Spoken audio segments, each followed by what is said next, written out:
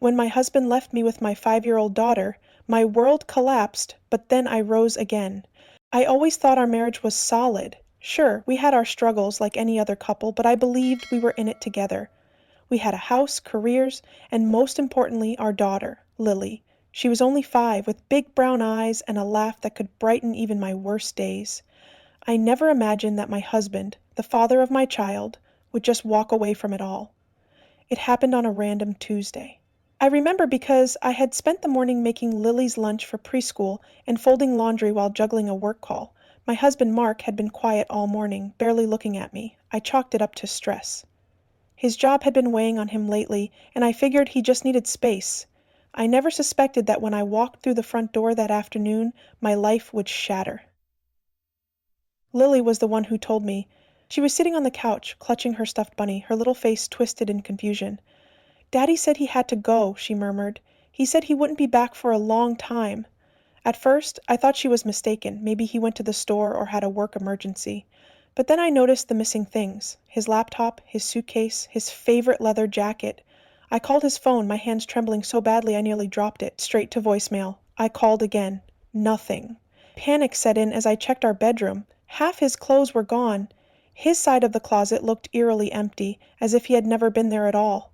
My breath came in short gasps, my mind scrambling to find a logical explanation. Maybe there had been an emergency. Maybe he had left me a note somewhere.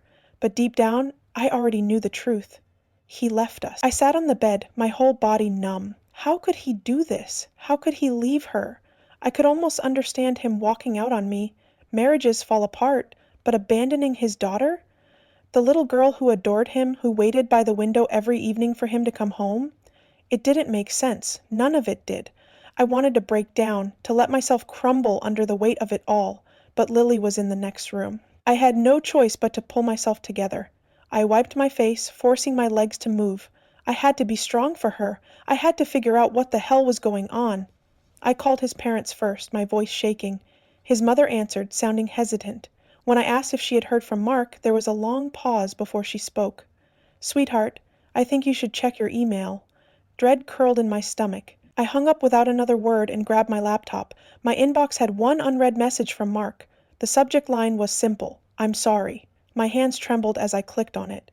"I know this is sudden, but I can't do this anymore. I need to go. Please don't try to find me. Take care of Lily." That was it. No explanation, no remorse, just a half-hearted apology and a coward's escape.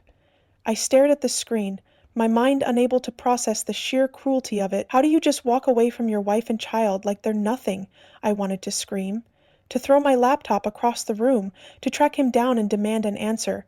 But what good would that do? He had made his choice, and now I had no choice but to pick up the pieces. The next few weeks were a blur of survival. I had to explain to Lily over and over again that Daddy wasn't coming home. She didn't understand. She cried herself to sleep most nights, asking what she had done wrong. The first time she asked if Daddy didn't love her anymore, I nearly broke. But I couldn't afford to break.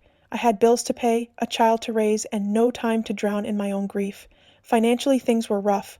Mark had always handled our finances, and while I had a job, I hadn't realized just how dependent we were on his income. When I finally got around to checking our accounts, my stomach dropped. He had emptied the savings. Every single dollar was gone. I went through every stage of grief: denial, anger, bargaining. But it was the rage that kept me going. He didn't just leave. He left me struggling. He left his daughter crying for him at night. He didn't even have the decency to make sure we'd be okay. That kind of cruelty lit a fire in me I didn't know I had. I reached out to a lawyer, but tracking Mark down was nearly impossible. He had cut all ties, left no forwarding address. Without a concrete location, there was nothing I could do. I had no choice but to move forward on my own. I took on extra hours at work. I started selling things we didn't need. Furniture, clothes, even my engagement ring. I refused to let Mark's selfishness destroy me. If he wanted to run, fine, but I wasn't going to let him take my future with him. It wasn't easy. Some nights I cried myself to sleep, exhausted and overwhelmed, but slowly I started finding my footing. I learned how to budget, I found a support system, other single moms who had been through hell and come out stronger. I realized that for the first time in years I was making decisions for me, not for him. Lily was my anchor. She kept me grounded, reminding me every day why I couldn't give up. She was hurting too, but she was strong, and if she could keep going, so could I. Months passed, and little by little, life started feeling normal again. I got promoted at work, giving us some much-needed stability. I started taking Lily on weekend adventures, small things like picnics in the park or trips to the library. We laughed again. We rebuilt our world, brick by brick. One evening, as I tucked her into bed, she looked up at me with those big brown eyes. "Mommy, we're okay, right?" I brushed her hair back, smiling through the lump in my throat. "Yeah, baby, we're okay." And for the first time since Mark walked out, I really believed it. The worst part wasn't that he left, it was that he left without looking back. Mark didn't just abandon me and Lily, he disappeared completely, like we had never existed to him in the first place. No calls, no emails, no attempts to check in on his daughter. It was like he had erased us from his life, and the more time passed, the more I realized that he had probably been planning this for a long time. At first, I kept expecting him to come back. I'd hear a car outside and instinctively check the window, hoping it was him pulling into the driveway. I'd wake up in the middle of the night, reaching for my phone, half expecting to see a message from him saying he made a mistake. But he never did. Days turned into weeks, and I had to accept the truth. Mark was gone, and he wasn't coming back. Lily struggled the most. She was too young to understand why her daddy had disappeared, and it broke me to see her trying to make sense of it. She started drawing pictures of our family, me, her, and Mark, always with a little speech bubble that said, "I miss you, Daddy." Every time she showed me one, my heart cracked a little more. What kind of father does this to his own child?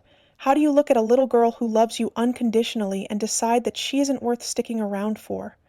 I had no answers. All I had was the weight of reality pressing down on me, forcing me to move forward whether I was ready or not. Money became a huge issue. With Mark gone, so was half of our income. I had a stable job, but it wasn't enough to cover everything. The mortgage, daycare, utilities, it all piled up fast. And the worst part? I found out that Mark had drained our savings before he left. I was left with nothing but a few $100s in our checking account and a stack of bills I had no idea how to pay.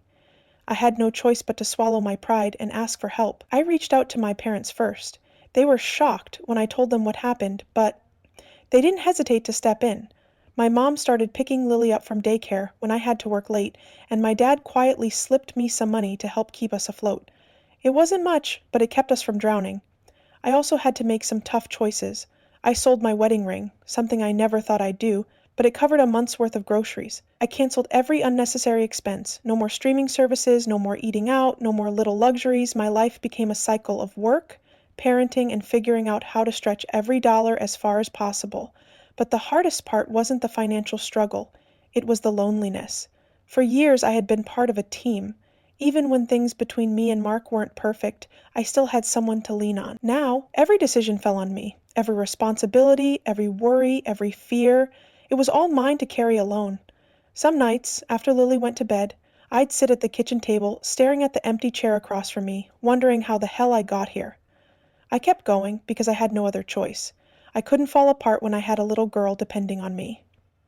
But that didn't mean I wasn't angry. I was furious. Furious that Mark got to just leave while I was stuck cleaning up the mess he made. Furious that he got to run away and start over while I was left explaining to our daughter why her father didn't love her enough to stay.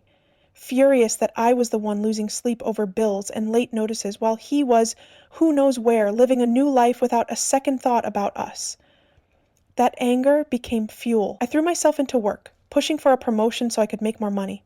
I found a side gig doing freelance writing in the evenings. I made it my mission to never be in a position where I had to rely on anyone ever again.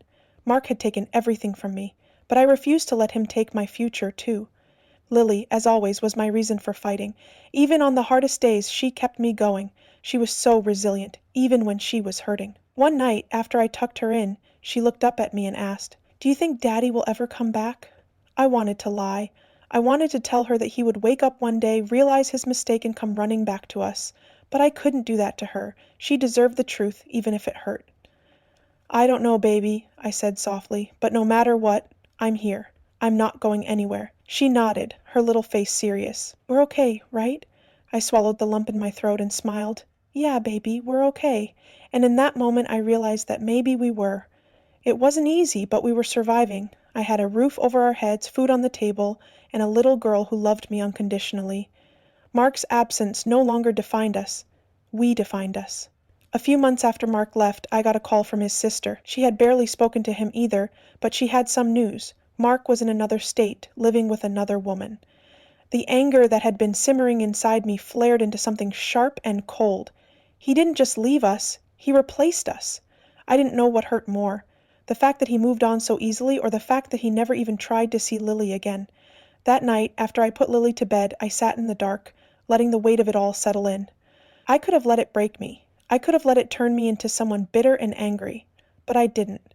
Because at the end of the day, Mark was the one who lost everything. He lost the chance to watch his daughter grow up. He lost the love of a little girl who would have adored him forever. He lost a family that had once loved him unconditionally. But me? I still had Lily. I still had a future. And for the first time in a long time, I finally felt like I was winning. After learning that Mark had moved on with another woman, I expected the anger to consume me. I expected it to fester, to make me want revenge, to make me lash out in some way. But surprisingly, it didn't. The moment I heard the words, something inside me just shut off. I wasn't shocked, I wasn't even sad. I just felt hollow, like my body finally accepted what my mind had been screaming for months. He was never coming back, and that was a good thing. I sat with that feeling for a long time. It wasn't closure, because closure implies some kind of resolution, and this situation would never be resolved. It was just acceptance. I was done waiting for apologies that would never come, explanations that didn't matter, and a man who had already chosen to erase us from his life. So I let him go. I stopped checking my phone, half hoping for a message from him. I stopped replaying the past, looking for the exact moment things fell apart. I stopped saying his name around Lily. It wasn't an overnight change, but little by little, the weight of him started lifting off me. And that's when I realized something else. I wasn't just surviving anymore. I was living. With the extra work I had taken on, money was still tight, but it wasn't impossible anymore. My promotion came through, and for the first time in months, I could breathe. I started setting money aside for emergencies. I took Lily out for ice cream without feeling guilty about spending a few dollars. I even started thinking about things beyond just getting through the next month, things like what I actually wanted for our future. And then, completely by accident, I met someone. I wasn't looking for it. Dating was the last thing on my mind, and even if it hadn't been, I didn't exactly have time for it. But life has a way of throwing things at you when you least expect it. It started at the grocery store of all places. I was standing in the aisle trying to figure out which brand of cereal was on sale when I heard a familiar voice behind me. "Still as indecisive as ever, huh?" I turned around and there he was, Ethan. We had gone to college together years ago.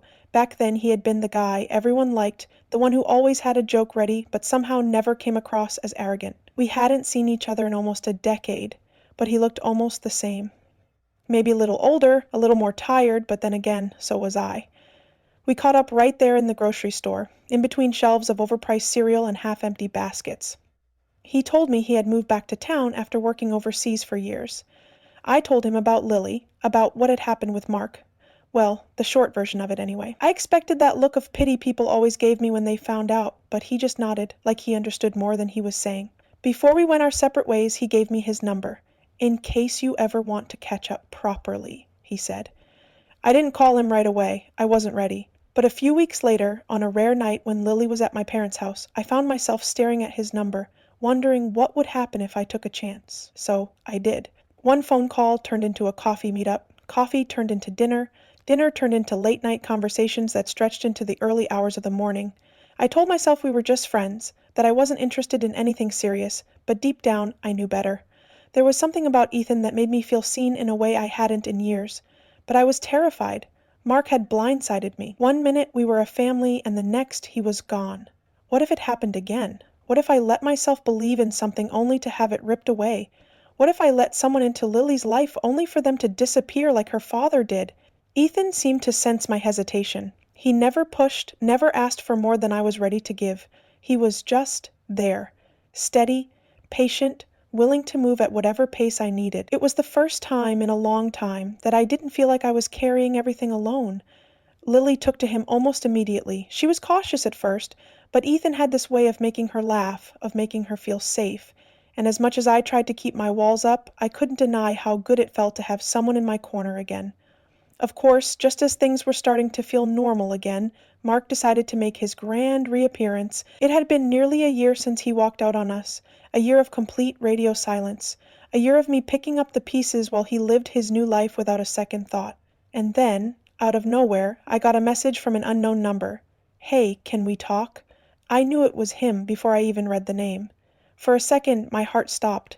Not because I missed him, not because I wanted him back, but because I knew this moment would come eventually. I just didn't think it would take him this long. I stared at the message for a long time, debating whether to respond.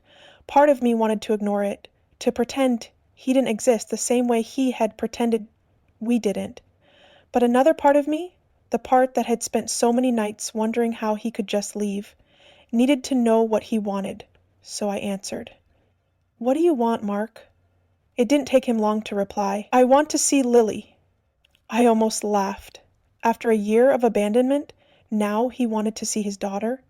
After missing birthdays, holidays, sleepless nights filled with tears he didn't care about, now he wanted to play the role of a father. I knew I needed to be careful. As much as I wanted to tell him to go to hell, I had to think about Lily. She deserved the truth, and as much as it hurt, she deserved the chance to make her own decisions about him. So, I set a meeting. Not at my house, not anywhere private. A public place, neutral ground, where he could see Lily for the first time in a year. I didn't know what I expected from him, but I knew one thing for sure. He was going to have to work a hell of a lot harder than a single text message to earn his way back into our lives. I didn't tell Lily right away that she was going to see her father. I wasn't sure how to bring it up, and honestly, I wasn't even sure how I felt about it. Mark had been gone for a year. A full year of silence. No calls, no visits, no effort. And now, out of nowhere, he wanted back in. I was angry, furious even, but I also knew this wasn't just about me. Lily was 5. She still talked about her dad sometimes, still asked where he was, still wondered why he never called, and every time I had to come up with some half-truth that wouldn't break her heart more than it already had been. So I sat her down one evening and told her, "Daddy wants to see you." She looked up at me, her big brown eyes searching mine for something I wasn't sure I could give her. "Really?" Her voice was small, hesitant. I nodded. "We're going to meet him at the park this weekend. Just to talk, okay? No promises, no expectations. Just to see how you feel." She was quiet for a moment, then nodded. "Okay." I could tell she was excited, even if she was trying not to be. She had spent so much time wondering why he left, and now she finally had a chance to get answers. I just prayed she wouldn't be disappointed. The day of the meeting, I barely slept. My stomach was in knots, my mind racing with every possible scenario. Would he actually show up? Would he say all the right things, only to disappear again? Would he try to play the victim, make excuses, act like he was the one who had been wronged? When we arrived at the park, Mark was already there, sitting on a bench. He looked different. Not in a good way. He had always been put together, clean-cut, confident. But now, he looked older, worn down. There were dark circles under his eyes, and he had lost weight. For a split second, I almost felt sorry for him. Then I remembered what he had done. Lily hesitated as we approached, suddenly unsure. I knelt beside her and squeezed her hand. "It's okay. You don't have to do anything you don't want to." She nodded, took a deep breath, and walked toward him. "Hey, kiddo," Mark said, standing up. He looked at her like he barely recognized her, which honestly made sense. She had grown so much in the past year. He had missed everything. Lily didn't say anything right away. She just studied him, like she was trying to decide if this was really her father or just some stranger who happened to look like him. Finally she spoke. "Where have you been?" Mark's face fell. He glanced at me like he was hoping I'd save him from answering. I didn't. I made some mistakes," he admitted. "I wasn't ready to be a dad. I thought leaving was the best thing for everyone." Lily's small hands clenched at her sides. It wasn't. I almost stepped in then, ready to protect her from whatever pain was about to come. But I forced myself to wait. This was her moment. Mark sighed. "I know. And I'm sorry. I want to be better. I want to be in your life now, if you'll let me." Lily stared at him for a long time. Finally she shrugged. "Okay." I was stunned. Just like that? After everything, she was willing to let him back in so easily? But then she turned to me and said, "Can we go get ice cream now?" That's when I understood. She wasn't saying okay because she forgave him. She wasn't saying okay because she trusted him. She was saying okay because she was 5 years old, and she had spent too much of her life missing him already. She didn't want to waste any more time being sad about something she couldn't change. Mark smiled like he thought he had won something, but I knew better. He had no idea how much work it would take to earn her trust again. This wasn't the end of the story, it was just the beginning. We left the park, and Mark watched us go, probably expecting me to invite him along, to make this some kind of happy family reunion. But I didn't. Not yet. He had to prove himself first. And over the next few months, he tried. At first, he showed up consistently. He called. He visited. He took Lily out for short trips, always bringing her back on time. I still didn't trust him, but I watched. I waited. I let Lily make her own decisions. And then, just as I had feared, the calls became less frequent. The visits became sporadic. He started making excuses. Work was too busy. He wasn't feeling well. He needed more time to figure things out. And then, one day, he just stopped coming. No explanation, no goodbye, just gone, all over again. Lily didn't cry this time. She didn't ask where he was. She didn't even seem surprised. She just went back to playing with her toys like she had expected it all along. And that broke my heart more than anything else. That night, after she went to bed, I sat on the couch and let myself feel everything. The anger, the disappointment, the exhaustion of always having to be the strong one. And then, when I was done, I let it go. Because the truth was, Mark wasn't our problem anymore. We had built something without him. A life, a routine, a future. He had come back, tried to squeeze himself into it, and when it didn't fit, he had walked away again. But this time, it didn't break us. We were already whole without him. A few weeks later, Ethan and I took Lily to the same park where she had seen her father for the last time. She ran ahead laughing as she chased after a butterfly, completely unbothered by the past. Ethan reached for my hand, and I let him. I wasn't scared anymore. I knew now that love wasn't just about grand gestures and promises whispered in the dark. It was about showing up, day after day, even when things were hard. And Mark, he had failed that test. But it wasn't my job to fix him. It never was. Lily and I had already survived the worst. And now, for the first time in a long time, I knew that we weren't just surviving anymore. We were thriving.